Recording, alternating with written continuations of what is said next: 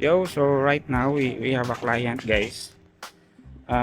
From this one is from medical group. So let's try to check if we can help them, especially in their problem. So what I initially know is that they have a problem with their current process. Kaya try natin. It's hospital ari process tanan ano ba. So struggle lang dire dili sa pamanik siya go sa Kanina guys, nag-usap kami ni sir ng head ng IT nila doon sa hospital, and I found out na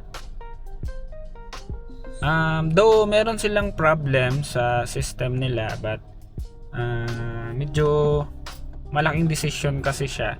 I found out na si IT manager is he cannot decide para sa kung ano yung magiging direction nila. So pinaka ano doon is ayun, nag-usap kami, and possible no na in the future yung pwede namin nila is yung ano lang hardware for now, while I'm trying to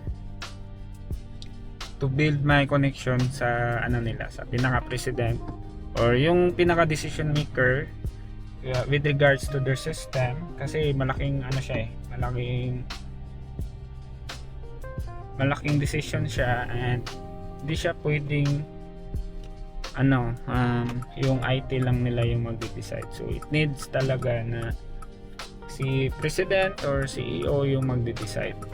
So ayun lang ang pinaka ano lang talaga, pinaka punutulo or pinaka moral lesson sa for this video is to look for the decision maker. If you can talk to him directly, then much better, so that you have the idea if that project is possible or not. Kasi mahirap na papunta ka doon, pabalik-balik ka doon, and at the end of the day wala kang makukuha kasi in the first place hindi makapag-decide yung kausap mo. So number one rule sa paghahanap ng kliyente is to talk to the right person. So that's it. Bye bye.